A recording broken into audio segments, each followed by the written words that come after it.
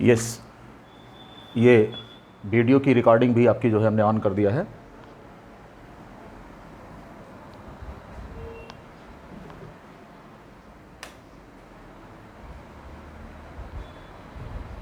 आइए अब बात करते हैं हम। यस, सेक्सुअल रिप्रोडक्शन की बात कर रहा था मैं। रिप्रोडक्शन इन ऑर्गेनिज्म में सेक्सुअल रिप्रोडक्शन की बात कर रहा था, राइट। रिप्रोडक्शन इन ऑर्गेनिज्म में सेक्सुअल रिप्रोडक्शन की बात कर रहा था। अब बेटा घबराना नहीं, आपका रिकॉर्डेड वीडियो भी मैं अभी अपलोड कर दूंगा थोड़ी देर में, ये हो रहा है। तो यहाँ पे हम देख पा रहे हैं कि दो प्रकार के गैमीट्स हैं। एक गैमीट मेल है और दूसरा गैमीट कौन है? That is female gamete. Okay, light has come, AC will run. Yes, तो मियोसिस डिवीज़न होता है जब किसी भी गैमीट का निर्माण होता है। During the formation of gamete the meiosis division takes place. अब यहाँ पर एक क्वेश्चन ये बनता है कि वो कौन कौन से ऑर्गेनिजम्स हैं जिनमें कि मियोसिस डिवीज़न के दौरान गैमीट फॉर्मेशन नहीं होता, वो कौन कौन से होते हैं। इस तरह का क्वेश्चन आपसे बनेगा कि वो कौन से ऑर्गेनिजम्स हैं जिनमें गैमीट का फॉर्मेशन मियोसिस डिवीज़न के द्वारा नहीं होता। तो ज़रा उनके नाम नोट कर लीजिए। ऑर्गेनिजम्स कौन कौन हैं? ये हैं ब्रायोफाइट्स एंड टेरिडोफाइट्स।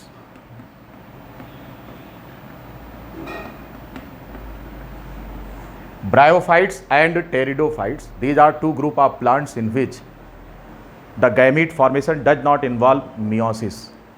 क्या होता है इसमें? माइटोसिस डिवीज़न होता है। गैमीट फॉर्मेशन में माइटोसिस डिवीज़न होता है, राइट। क्या होता है? माइटोसिस डिवीज़न होता है। इनमें कौन कौन से ग्रुप में है? ब्रायोफाइट्स में और टेरिडोफाइट्स में माइटोसिस डिवीज़न होता है। क्योंकि इनके जो सेक्स ऑर्गेन्स होते हैं, एंथ्रीडिया और आर्चिगोनिया की बात करें तो ये ऑलरेडी हैप्लॉइड होते हैं। तो फिर उनकी जो सेल्स होती हैं जो गैमीट का फॉर्मेशन करती हैं वो पहले से ही हैप्लॉइड कंडीशन में होती हैं और कोई भी गैमीट डाइप्लॉइड नहीं होता। इस बात को आप याद रखेंगे, कोई भी गैमीट डाइप्लॉइड नहीं होता है, गैमीट हमेशा हैप्लॉइड ही होता है। तो अगर कोई भी प्लांट ऐसा है जिसका सेक्स ऑर्गेन जैसे एंथ्रीडिया और आर्चिगोनिया, अब इनकी जो सेल्स हैं वो पहले से हैप्लॉइड हैं, तो फिर गैमीट फॉर्मेशन के दौरान इनमें माइटोसिस डिवीज़न होगा। तो ब्रायोफाइटा और टेरिडोफाइटा को छोड़ दें तो बाकी ऑर्गेनिजम्स में मियोसिस डिवीज़न इन्वॉल्व होता है गैमीट का फॉर्मेशन करते समय। इस बात को आप ध्यान रखेंगे, राइट। इतनी बात अगर आप समझ गए हो तो गैमीट कितने प्रकार के होते हैं ज़रा ये जाना जाए कि कितने प्रकार के गैमीट्स होते हैं। ऑर्गेनिज्म में सेक्सुअल रिप्रोडक्शन के लिए जो गैमीट बनते हैं वो कितने प्रकार के होते हैं। एक तो बेसिकली हमने आपको उनके जेंडर के आधार पर बता दिया कि एक मेल गैमीट होता है और दूसरा कौन होता है? फीमेल गैमीट होता है। दूसरा क्लासिफिकेशन ये होता है कि गैमीट का मॉर्फोलॉजिकल और उनका बिहेवियर किस प्रकार का है। On the basis of morphology as well as the behaviour gametes belong to two different categories. किस किस कैटेगरी में आते हैं गैमीट्स जो होते हैं? इनको आपने फर्स्ट ईयर में पढ़ा होगा, 11th में पढ़ा होगा आपने इसको।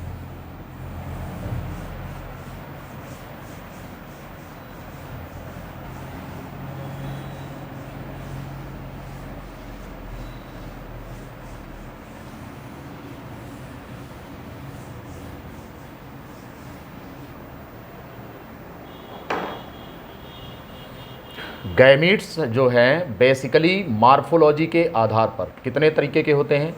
एक होते हैं होमोगैमीट्स, आइसोगैमीट्स कह लीजिए इनको,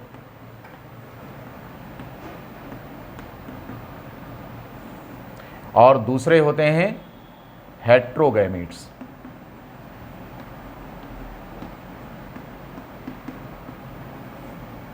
आइसोगैमीट्स and हेट्रोगैमीट्स।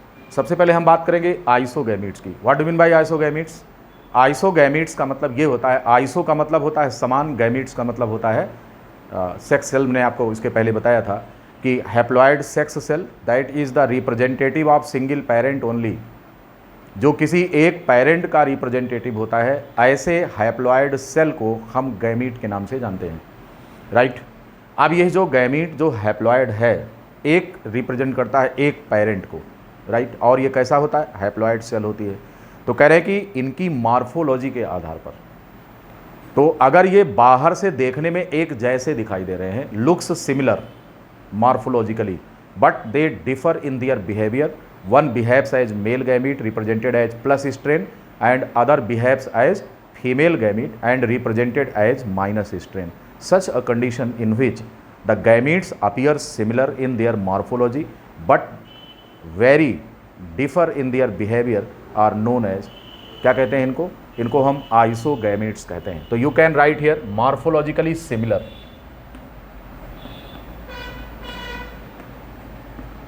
morphologically similar and differ in their behavior, differ in their behavior. These are known as the isogametes. ऐसे गैमीट्स जो कि मार्फोलॉजिकली डिफर करते हैं परंतु अपने व्यवहार में वो कैसे होते हैं, मार्फोलॉजिकली सिमिलर होते हैं परंतु व्यवहार में वो डिफर करते हैं, ऐसे गैमीट्स को हम क्या नाम देते हैं?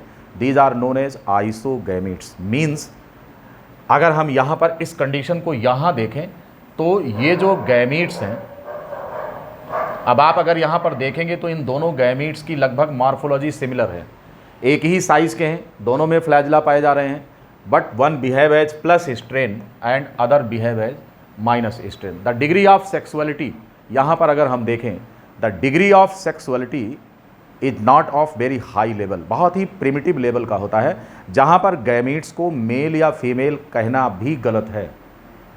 The degree of sexuality is of very lower grade. So these are not represented as male और female gametes but these are expressed as plus strain gametes and minus strain gametes. Right, ऐसे gametes को isogametes की category में रखा गया है. आपने 11th की अपनी NCERT में पढ़ा है कि कुछ ढेर सारे ऐसे एल्गी होते हैं जिनमें किस प्रकार के गैमेट्स का फॉर्मेशन होता है. ठीक, आइसोगैमेट्स का, जैसे यूलोथ्रिक्स की बात आप कर लीजिए, आइसोगैमेटिक कंडीशन पाई जाती है एल्गी में. तो हम वहाँ पर अब 11th की पूरा जो है डिटेल आपको बताने नहीं जा रहे हैं, बस केवल हम आपको इतना कह रहे हैं कि आइसोगैमेटिक कंडीशन जो होती है that is found in lower plants. अब इसके बाद हम हेट्रोगैमेट्स में आते हैं. जैसा कि इनका नाम है हेट्रो, हेट्रो का मतलब होता है डिफरेंट. अब ये जो गैमीट्स होते हैं ये क्या होते हैं?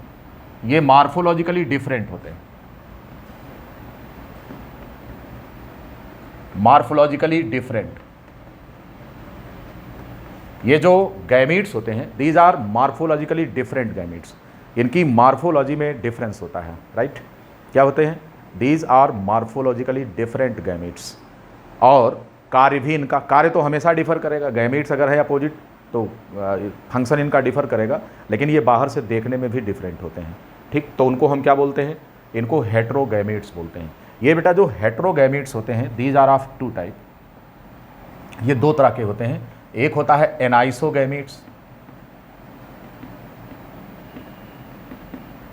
और दूसरे होते हैं ऊगैमेट्स.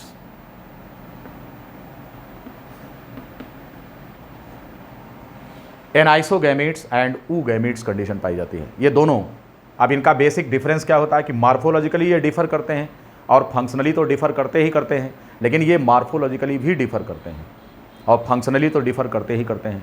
तो इसलिए इनको हमने नाम दिया है हेट्रोगैमेट्स. हेट्रोगैमेट्स में भी दो कंडीशन बनती है, एक ऐसी जिसको हम बोलते हैं एनाइसोगैमेट्स और दूसरी होती है ऊगैमेट कंडीशन. जरा इन दोनों को समझ लीजिए कि हैं क्या. देखिए इसमें जो एनाइसोगैमेट कंडीशन बता रहे हैं, एनाइसोगैमेट्स, यहां पर अगर हम देखें तो जो मेल गैमीट होता है उसकी साइज छोटी होती है. This one is the male gamete, या इसी को प्लस स्ट्रेन से रिप्रेजेंट करते हैं. और जो दूसरा होता है वो फीमेल गैमीट होता है, हम इसे माइनस स्ट्रेन से रिप्रेजेंट करते हैं. तो यहाँ पर क्या है कि मार्फोलॉजिकली भी डिफर कर रहे हैं. One that is microgamete and other is macrogamete. हम इसको मैक्रोगैमीट भी लिखते हैं, मैक्रो, और हम इसको माइक्रो लिखते हैं.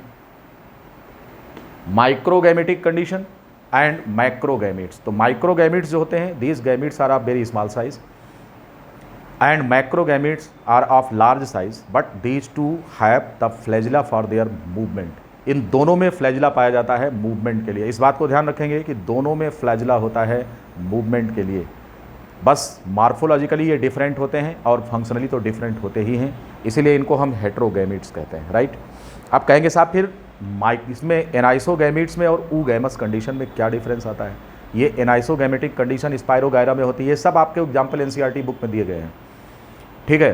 तो बात यहाँ पर हम ये करेंगे कि एनाइसोगैमेटिक कंडीशन में और ऊगैमेटिक कंडीशन में इन दोनों में बेसिक डिफरेंस क्या होता है, तो उसे भी आप समझ लीजिए। जो ऊगैमेटिक कंडीशन होता है ये तो हमने आपको बता दिया। एग्जाम्पल कौन है? एग्जाम्पल है स्पाइरोगायरा,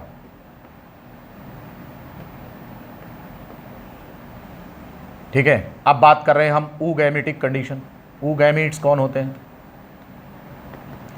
तो यहाँ पर भी मार्फोलॉजिकल डिफरेंस होता है, लेकिन यहाँ पर जो मेल गैमीट होता है वो छोटा होता है आकार में, ये छोटा होता है, इसको हम यहाँ पर सीधे अब मेल लिख देंगे। ये मेल गैमीट होता है, मोटाइल होता है क्योंकि इसमें फ्लैजिला पाया जाता है, इट इज़ मोटाइल।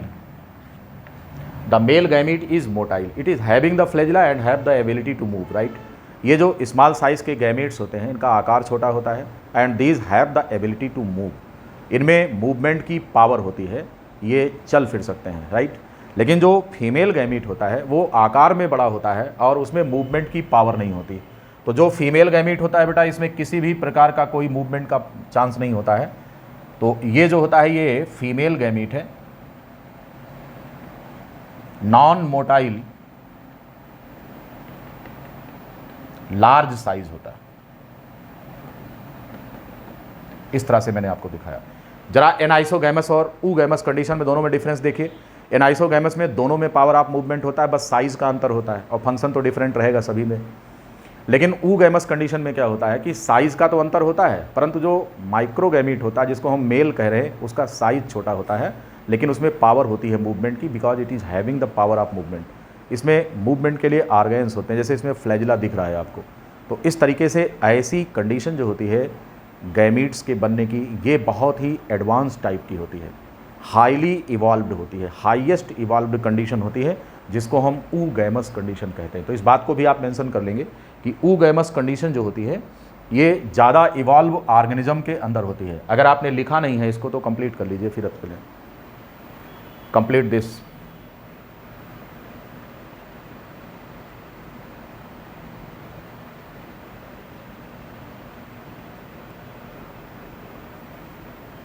चलिए बात करते हैं अब।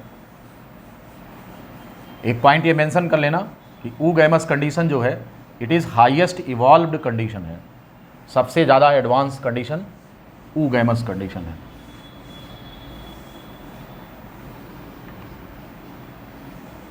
ऊगैमस कंडीशन सबसे एडवांस कंडीशन होती है, यहाँ पर लिख दे रहे हैं ऊगैमस कंडीशन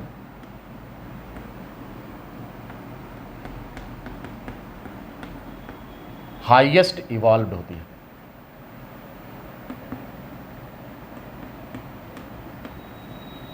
ये हाईएस्ट इवॉल्व कंडीशन होती है और हायर ऑर्गेनिज्म में पाई जाती है ये। इस प्रकार से गैमीट में जो डिफरेंसेस दिख रहे थे वो मैंने आपको समझा दिया। बेसिकली दो तरह के गैमीट्स होते हैं, एक आइसोगैमीट्स होते हैं, दूसरे हेट्रोगैमीट्स होते हैं। जो आइसोगैमीट्स हैं मार्फोलॉजिकली सिमिलर होते हैं परंतु फंक्शन में डिफरेंट होते हैं। जो हेट्रोगैमीट्स होते हैं ये फंक्शन में डिफरेंट तो होते ही हैं परंतु इनकी मार्फोलॉजी भी डिफरेंट टाइप की होती है। फिर हमने आपको बताया कि जो हेट्रोगैमीट्स होते हैं ये कितने प्रकार के होते हैं। जो हेट्रोगैमीट्स हैं ये बेसिकली दो प्रकार के होते हैं, इनमें से एक एनाइसोगैमस कंडीशन होती है और दूसरी ऊगैमस कंडीशन। तो ऊगैमस कंडीशन जो होती है ये हाईएस्ट इवॉल्व्ड ऑर्गेनिज्म में पाई जाती है, राइट। इतनी बात आप समझ गए हो तो हम आगे चलेंगे। गैमीट प्रोड्यूसिंग सेल जिसमें मियोसिस डिवीज़न होता है, हम उसको गैमीट मदर सेल कहते हैं या उसी का नाम मियोसाइट होता है। इस पॉइंट को आप नोट कर लेंगे, बहुत इंपॉर्टेंट है। The gamete producing cell,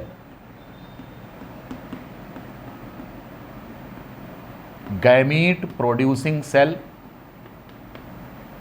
is diploid. कैसी होती है ये डाइप्लॉयड है।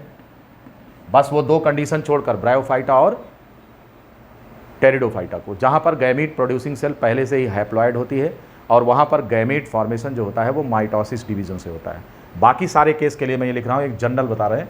The gamete producing cell is diploid, मतलब it is having 2n number of chromosomes and undergoes the meiosis division. This undergoes the meiosis division to to produce haploid gamete.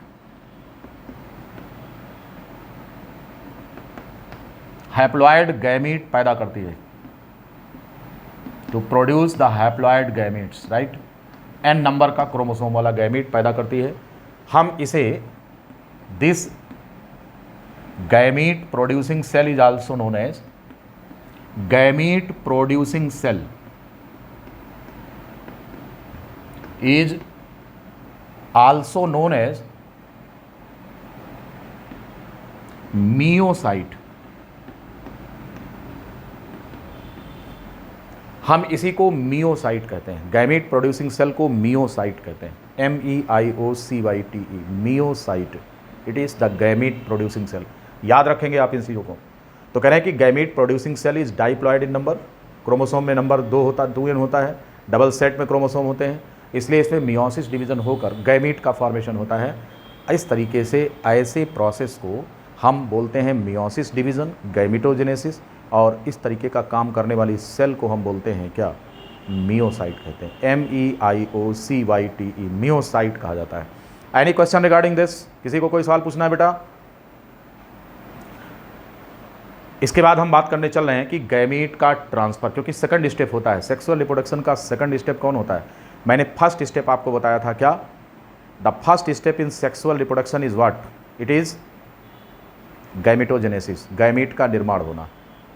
और जो second step होता है वो होता है gametic transfer. आपको पता होना चाहिए कि 2 प्रकार के ऑर्गेनिजम्स इस दुनिया में पाए जाते हैं, जरा पहले उनके बारे में हम जान लें। गैमेटिक ट्रांसफ़र की बात कर रहा हूँ। सेकंड जो स्टेप हम पढ़ने चल रहे हैं वो गैमेटिक ट्रांसफ़र है। आइए, और ये सब मिटा देंगे, बोर्ड पर जो भी लिखा है। आपके पास 1 मिनट का समय है, जस्ट कंप्लीट इट। इसको जल्दी से कंप्लीट करिए और हम हटा दें, फिर आगे चलें।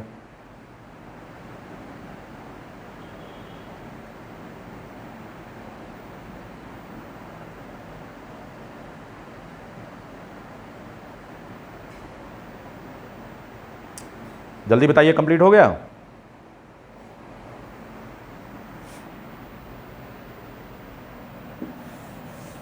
Now come to the next, that is second step of sexual reproduction. मैंने आपको बताया था सेक्सुअल रिप्रोडक्शन के कितने स्टेप हैं, एक बार फिर से नोट कर लीजिए। स्टेप्स इन सेक्सुअल रिप्रोडक्शन, पहला स्टेप था गैमिटोजेनेसिस, बता दिया। अब स्पेसिफिकली गैमिटोजेनेसिस किस ऑर्गेनिज्म में कैसी होगी, हम इसे उसके स्पेसिफिक चैप्टर में देखेंगे, प्लांट और एनिमल में। यहाँ तो एक जनरल टॉपिक है ये। तो गैमीट ट्रांसफर यहाँ पर देखेंगे, पहला स्टेप है गैमिटोजेनेसिस, बता दिया मैंने, गैमिटोजेनेसिस। दूसरा स्टेप है गैमीट ट्रांसफर, गैमीट ट्रांसफर। तीसरा स्टेप है गैमेटिक यूनियन, गैमेटिक यूनियन, इसी को हम फर्टिलाइजेशन कहते हैं। और अगला स्टेप होता है एम्ब्रायोजेनेसिस,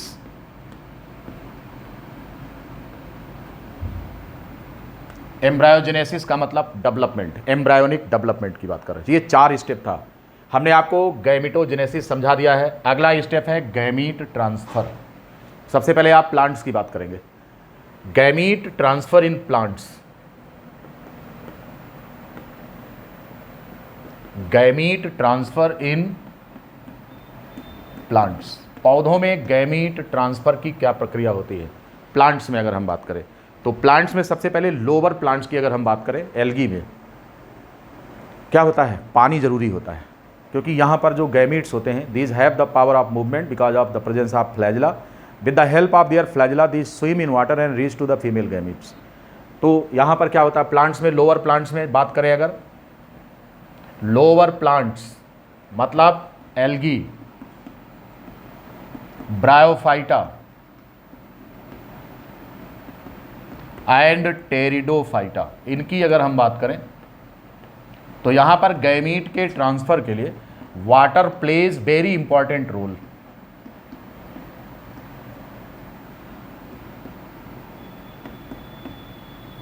वेरी इंपॉर्टेंट रोल। मोटाइल जो गैमीट होता है,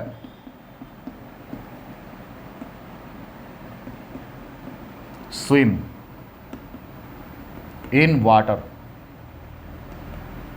with the help of their flagella, with the help of their flagella reach to the female gametes.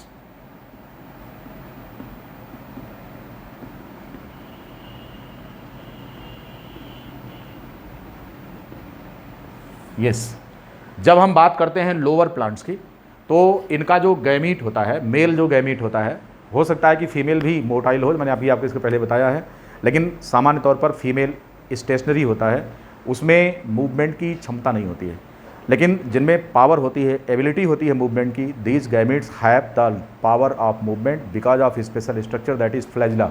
तो इसके लिए उनको पानी की ज़रूरत होती है। इसका मतलब ये हो गया कि उनकी लाइफ साइकिल बिना वाटर के कंप्लीट नहीं होगी। इवन ब्रायोफाइट्स में यही बात कही गई है, जो ब्रायोफाइट्स होते हैं उनमें मेल गैमीट फीमेल तक तभी पहुंचेगा जब उसको पानी मिलेगा तैरने के लिए। इसलिए कहा गया है कि ब्रायोफाइटा और टेरिडोफाइटा का डिस्ट्रीब्यूशन रेस्ट्रिक्टेड होता है। ये प्लांट्स वहीं पर पाए जाते हैं जहाँ पर नज़दीक में कोई तालाब है, वहाँ पर नमी है, पानी की मिलने की संभावना बनी हुई है। ये बात समझ गए ना? तो इस तरीके से ऐसे प्लांट्स में, एल्गी में, ब्रायोफाइटा में और टेरिडोफाइटा के कंडीशन में अगर देखें तो मेल गैमेट्स का ट्रांसफ़र होता है फीमेल तक, लेकिन एजेंसी जो होती है वो पानी होती है, पानी में तैर कर वहाँ तक पहुँच जाते हैं। ये बात समझ में आ गई होगी आपको। अब अगर हम बात करें हायर प्लांट्स जो होते हैं, उनमें प्रक्रिया होती है पॉलिनेशन की। हायर प्लांट्स में, इन हायर प्लांट्स बात अगर करें हायर प्लांट्स में,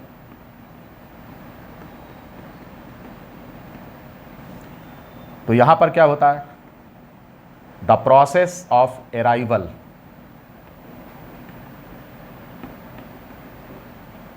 of male gamete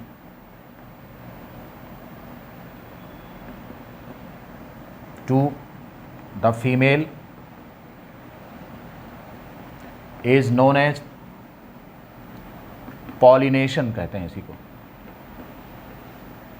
male gamete का फीमेल तक पहुंचना, यहाँ पर मेल गैमिटोफाइट का पहुंचना हायर प्लांट्स में माना जाता है, क्योंकि पोलन ग्रेन को हम गैमीट नहीं मानते, पोलन ग्रेन को गैमिटोफाइट कहा जाता है। इन जनरल हम मान लेते हैं कि ये पॉलिनेशन है, पोलन ग्रेन का स्टिग्मा तक पहुंचना। ये सारी बातें आप morphology of sexual reproduction in flowering plants में आप पढ़ेंगे कि किस प्रकार से पोलन ग्रेन्स उसके फीमेल तक पहुंचते हैं, स्टिग्मा तक पहुंचते हैं। इसकी चर्चा हम आगे करेंगे, डिटेल बताएंगे। बस अगर हम एक लाइन में कह दें कि इसे हम पॉलिनेशन कहते हैं, तो with respect to the higher plants pollen grains are not gamete, pollen grains carry the gamete, pollen grains are the gametophytes. याद रखेंगे कि पोलन ग्रेन गैमिटोफाइट होते हैं। यहाँ पर पॉलिनेशन की प्रक्रिया को हम ऐसे लिखेंगे कि the process of arrival of the pollen grain और male gamete up to the female gamete is known as pollination.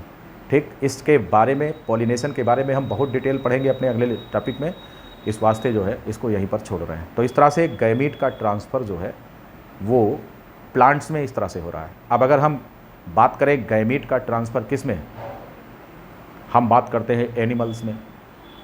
तो एनिमल्स में गैमीट का ट्रांसफ़र जो लोअर एनिमल्स होते हैं, जैसे कि फाइलम पोरीफेरा के एनिमल्स की बात करें, तो गैमीट पानी में तैर करके फीमेल तक पहुंचते हैं, राइट।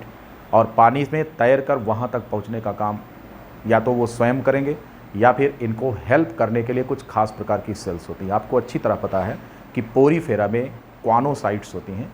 गैमीट प्रोड्यूसिंग सेल को तो हम आर्कियोसाइट कहते हैं, पोरीफेरा में पैदा करती है, लेकिन फीमेल गैमीट तक लेकर जाने का काम एक विशेष प्रकार की सेल होती है, हम जिसे क्वानोसाइट्स कहते हैं। तो ये क्वानोसाइट्स वहाँ पर गैमीट ट्रांसफ़र में इम्पॉर्टेंट रोल प्ले करती हैं।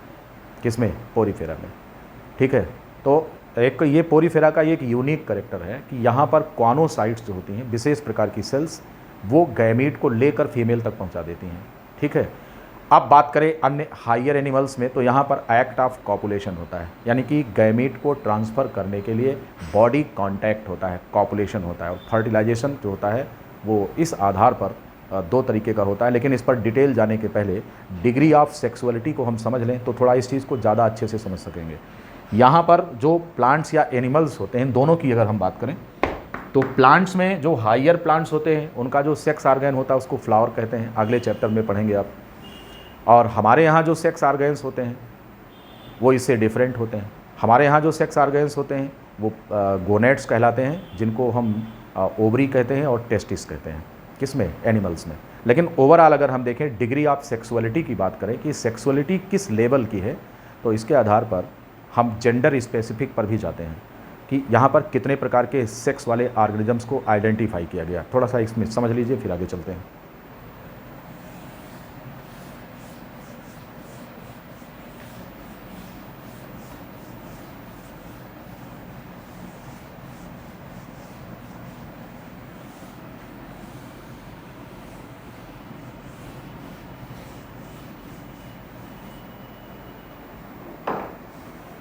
जेंडर्स,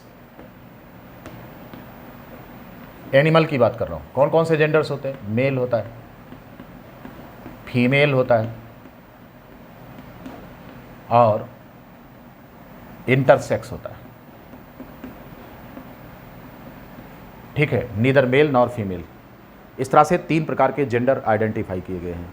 और ये जो मेल होता है, has male reproductive organ, has the male reproductive organ,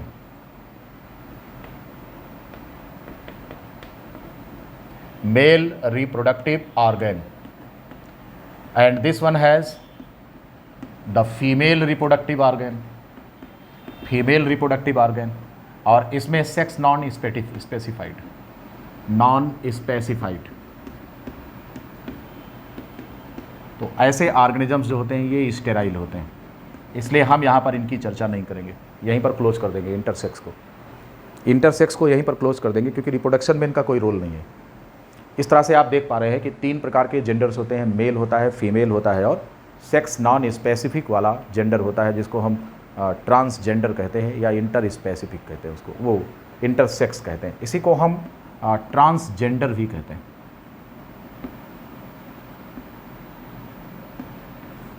and these are sterile. आपके सोसाइटी में हिजड़े जो होते हैं, जो घर में आते हैं ढोलक बजाने, वो आप अच्छी तरह से आप जानते हैं। थोड़ा सा मैंने स्पेसिफिकली इंडिकेट किया कि वो ट्रांसजेंडर की कैटेगरी में आते हैं।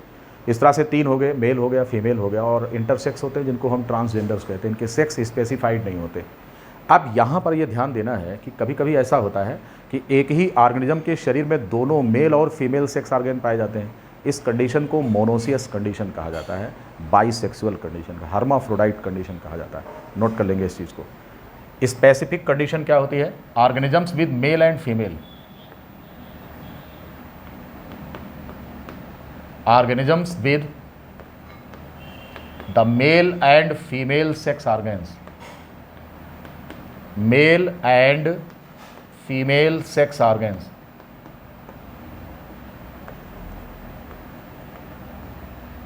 both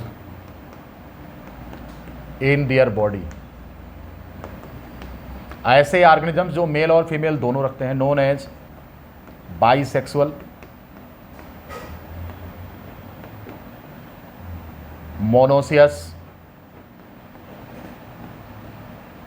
hermaphrodite.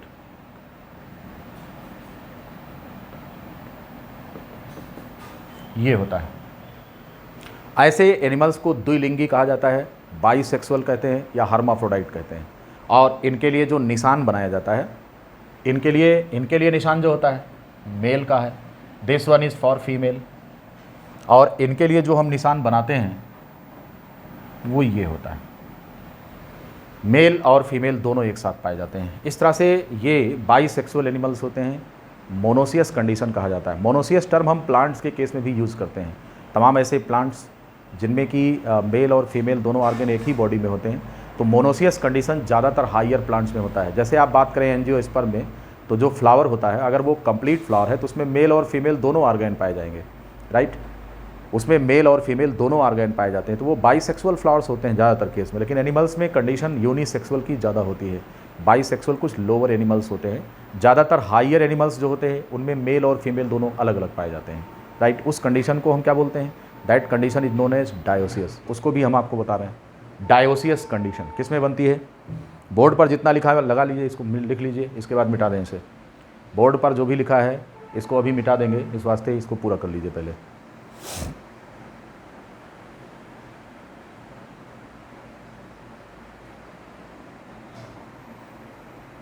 कर लिया होगा। Now come to the next, that is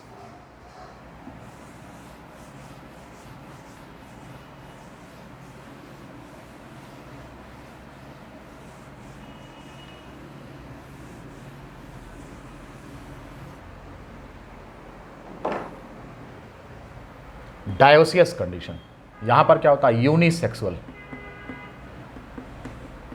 इनमें क्या होता है, when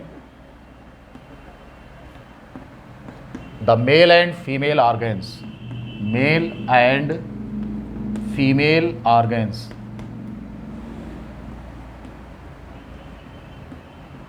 found in same animal, found in different animals.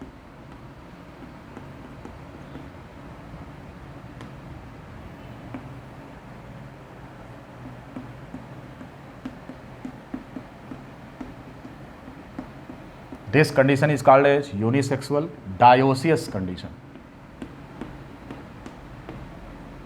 ये कंडीशन डायोसियस होती है। अगर हम अपने बारे में बात करें ह्यूमन बीइंग में, तो यहाँ कंडीशन डायोसियस है, मतलब कि मेल और फीमेल दोनों सेपरेट होते हैं और पहचान के लक्षण भी इनके होते हैं। अगर पहचान के लक्षण हैं कि मेल कौन है फीमेल कौन है, तो हम इसे सेक्सुअल डाइमॉर्फिज्म कहते हैं। ठीक, तो मोस्ट ऑफ द एनिमल्स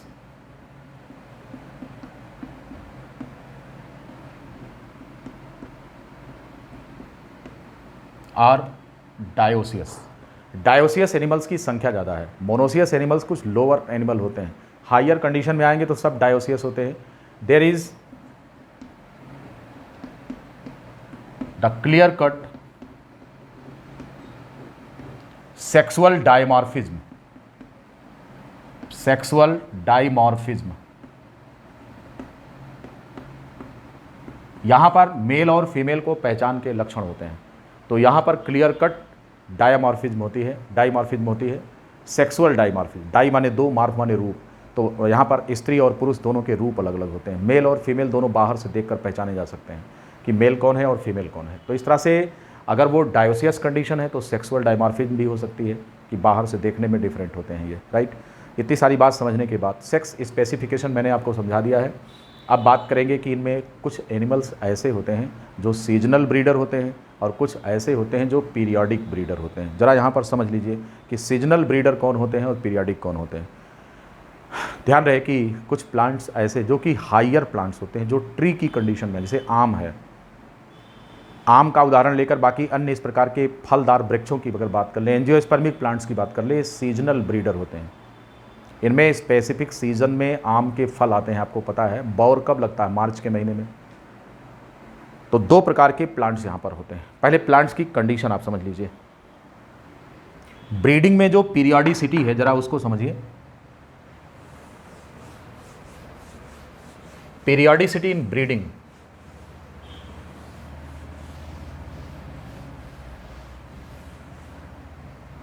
अगर हम प्लांट्स की बात करें, इन प्लांट्स अगर यहां पर बात करें तो कंडीशन एक ये होती है कि जो एनुअल प्लांट होते हैं, एनुअल प्लांट्स, इनमें क्या होता है, ये लगभग 1 साल के अंदर ही अपनी लाइफ साइकिल को कंप्लीट करके और इनका जीवन समाप्त हो जाता है। 1 साल के पौधे होते हैं, जैसे धान गेहूं होता है, धान होता है, गेहूं होता है, मक्का होता है, ज्वार होता है, बाजरा होता है। इस प्रकार की जो हमारी क्रॉप्स होती हैं, उनका जो लाइफ स्पैन होता है वो 1 साल के अंदर पूरा कंप्लीट हो जाता है। तो these plants complete their life cycle with in 1 year,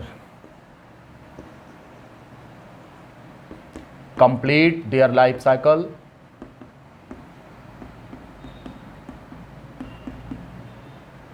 in 1 year।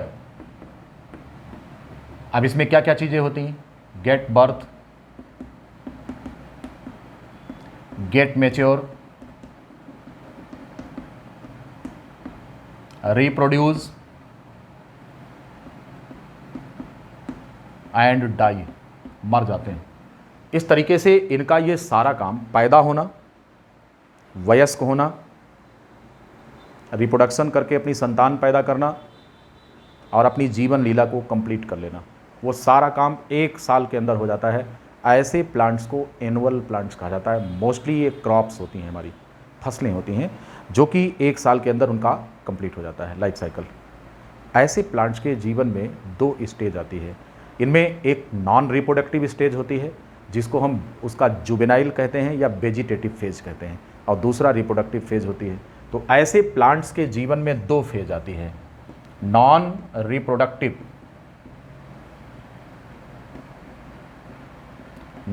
Reproductive या इसी को हम बोलते हैं वेजिटेटिव फेज, और दूसरी होती है रिप्रोडक्टिव फेज।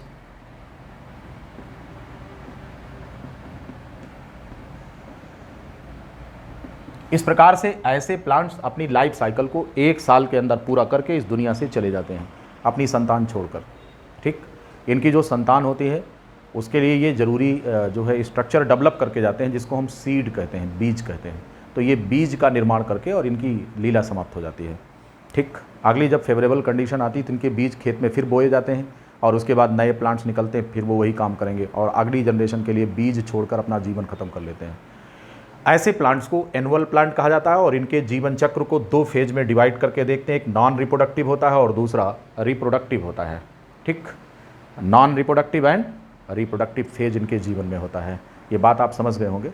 अब बात करते हैं हम यहाँ पर ऐसे प्लांट्स की जो कि बाइनियल प्लांट्स होते हैं, या फिर वो मोस्टली हम पेरिनियल प्लांट्स की बात कर रहे हैं। जो पेरिनियल प्लांट्स होते हैं वह उनका जीवन, उनका लाइफ स्पैन 1 साल नहीं बल्कि कई वर्षों का होता है।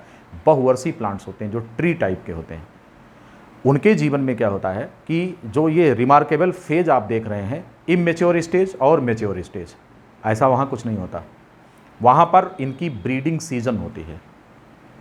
वो मैच्योर तो होते हैं, तो उनमें अर्ली स्टेज जो होती है वो जुवेनाइल स्टेज होती है, वेजिटेटिव फेज होती है। लेकिन एक बार वेजिटेटिव फेज ख़त्म हो जाने के बाद फिर उनकी लाइफ में रिप्रोडक्टिव फेज आती है, फिर एक गैप फेज आता है, फिर रिप्रोडक्टिव फेज आती है। इसी को बोलते हैं ब्रीडिंग सीजन। तो जो बहुवर्षीय प्लांट्स होते हैं, पेरिनियल प्लांट्स होते हैं, इन हायर प्लांट्स की बात करें अगर, जैसे ट्री टाइप प्लांट्स हैं, प्लांट्स जो कि जिनका जीवन चक्र जो होता है, लाइफ साइकिल इनकी बहुत लंबी होती है, लाइफ स्पैन लंबा होता है। इनका जो लाइफ स्पैन होता है सेवरल ईयर होता है। ऐसे प्लांट्स में एक ब्रीडिंग सीजन बनती है, यानी कि इनमें फ्लावरिंग जो होती है वो एक पर्टिकुलर सीजन में होती है। तो ये सीजनल ब्रीडर्स होते हैं। तो इनके सामने आप नोट कर लेंगे, दीज आर सीजनल ब्रीडर्स। इनमें एक सीजनल ब्रीडिंग होती है, तो ये सीजनल ब्रीडर्स होते हैं। अब ये जो ब्रीडिंग पीरियोडिसिटी होती है, ज़्यादातर अधिकांश प्लांट्स में प्रत्येक वर्ष होती है, लेकिन कुछ ऐसे प्लांट्स होते हैं जो प्रत्येक वर्ष नहीं करते, ज़रा उनके बारे में भी जानना है। तो ये जो सीजनल ब्रीडर्स होते हैं, इनकी 3 कंडीशन हम आपको दिखा रहे हैं। कितनी दिखा रहे हैं? 3 कंडीशन आपको दिखा रहे हैं 3 एग्जाम्पल से।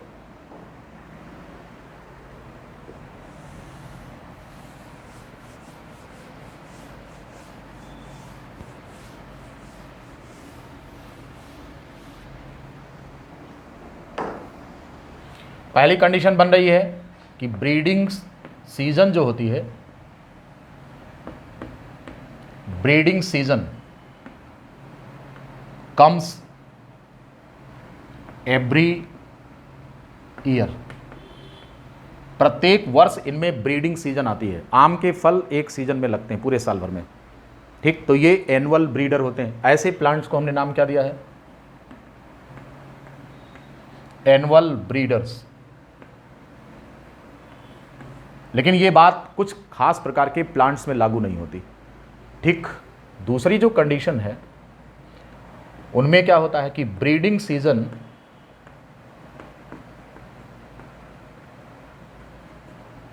Comes after a gap of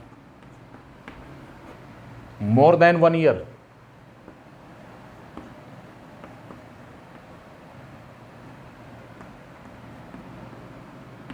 example के तौर पर यहाँ पर स्ट्रोविलेंथस कुंथियाना है, जिसको हम नीला कुरंजी, आपकी किताब में लिखा गया है नीला कुरंजी,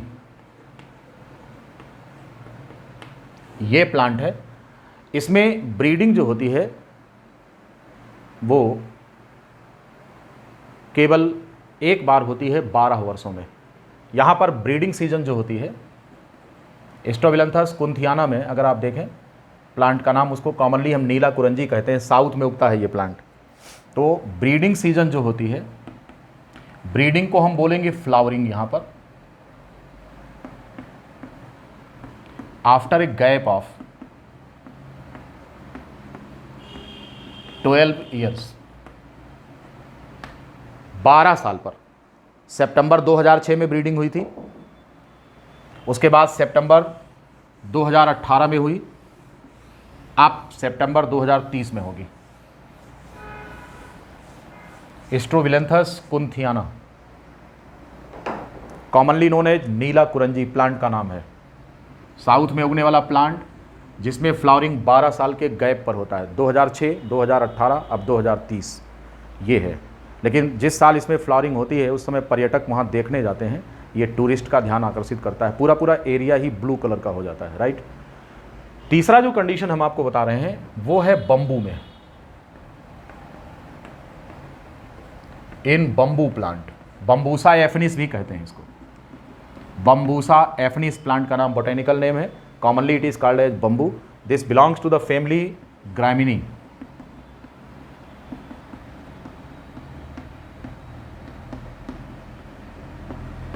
इसमें क्या होता है, breeds after, breeds only once, केवल एक बार, इन 50 to 100 ईयर्स। बांस में, बांस कहते हैं देहात में इसको, गांव में बंबू कहेंगे। इसमें क्या होता है कि ब्रीडिंग पूरे लाइफ साइकिल में केवल एक बार होती है।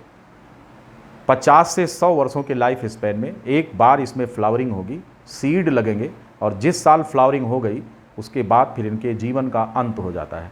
तो जीवन में केवल एक बार ये ब्रीड करते हैं। ऐसे प्लांट्स को मोनोकार्पिक कहा जाता है। क्या कहते हैं, हम इन्हें मोनोकार्पिक कहते हैं। मोनोकार्पिक प्लांट्स होते हैं, breed only once in life span, in their life span. साल भर में या फिर 50 सालों में, जितना उनका लाइफ स्पैन है। जैसे धान गेहूं को भी मोनोकार्पिक ही कहा जाता है कि एक ही बार फूल लगेगा, बाद में उनका जीवन समाप्त हो जाएगा। बंबू में और धान में अंतर क्या है, बंबू का लाइफ स्पैन ज़्यादा होता है, 50 से 100 वर्षों का होता है। इस पीरियड में जिस साल उनमें फ्लावरिंग हो जाएगी वो उनके जीवन का अंत होगा, ख़त्म हो जाते हैं वो। तो इस प्रकार से ऐसे प्लांट्स को हम मोनोकार्पिक कहते हैं। ये तो हो गए सीजनल ब्रीडर्स जो हमने आपको प्लांट्स में बताया है। इसी तरीके की कुछ पीरियडिसिटी आपको एनिमल्स में देखने को मिलती है, इनकी चर्चा करेंगे। पीरियडिसिटी इन एनिमल्स अगर हम बात करें तो कुछ एनिमल्स ऐसे होते हैं जो सीजनल ब्रीडर्स होते हैं, और कुछ एनिमल्स ऐसे होते हैं जो हमेशा ब्रीड करते हैं, उनका कोई सीजन नहीं होता है। ठीक, तो उनके बारे में थोड़ी सी बात लिख करके और इस लेक्चर को ख़त्म करेंगे, और साथ में इसका चैप्टर भी यही ख़त्म हो जाएगा अब आपका, और हम फिर अगला चैप्टर लेंगे ह्यूमन रिप्रोडक्शन पर। ठीक है, तो यहाँ पर एनिमल्स की अगर हम बात कर लें, जो लोग इसको लिख रहे हैं जल्दी कर लें, इसे कंप्लीट करें, आगे बढ़ें।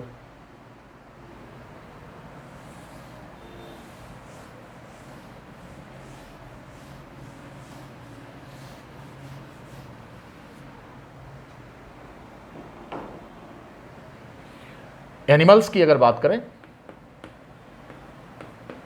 तो इसमें भी क्या होता है कि सीजनल ब्रीडर होते हैं, रेगुलर ब्रीडर होते हैं। सीजनल ब्रीडर और regular breeder.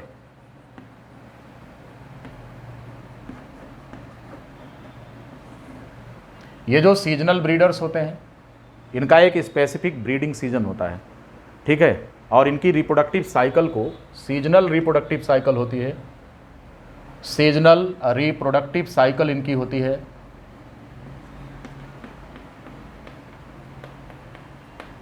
It is known as oestrus cycle.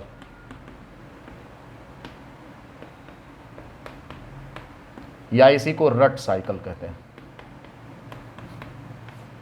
जैसे गाय में एक पर्टिकुलर हीट पीरियड होता है, कुत्तों का अपना एक पीरियड होता है, मछली का अपना ब्रीडिंग पीरियड होता है, मानसून पीरियड।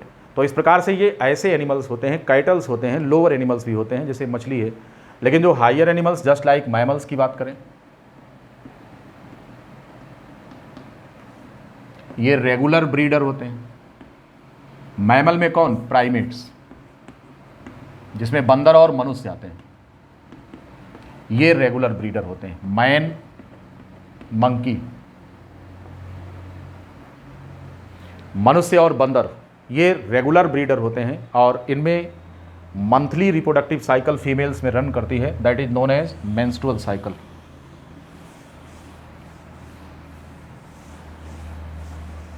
इनमें क्या होता है? Monthly basis reproductive cycle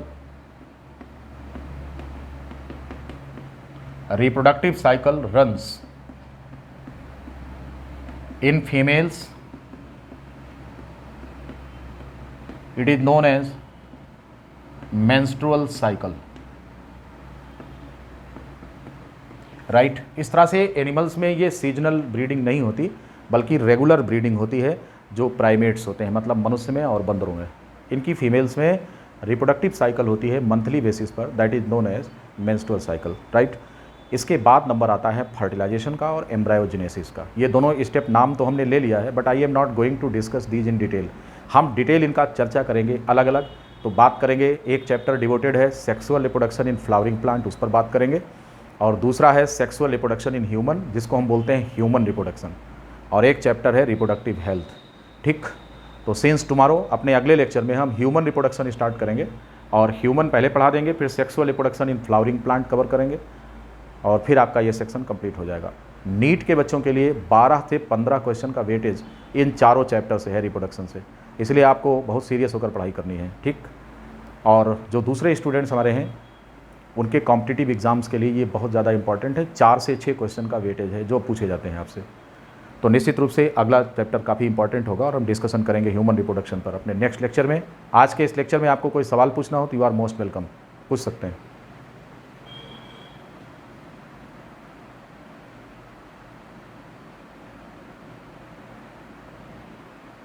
any question? Now your lecture is finished here. यहाँ पे अब ये ख़त्म होता है और ये चैप्टर भी ख़त्म हो गया है। अगला चैप्टर ह्यूमन रिप्रोडक्शन होगा। कल शनिवार है, कोई क्लास नहीं होगी। Saturday and Sunday is holiday. आपको मंडे पे इसी टाइम पर हम क्लास लेंगे आपको, ठीक है। Okay, take care.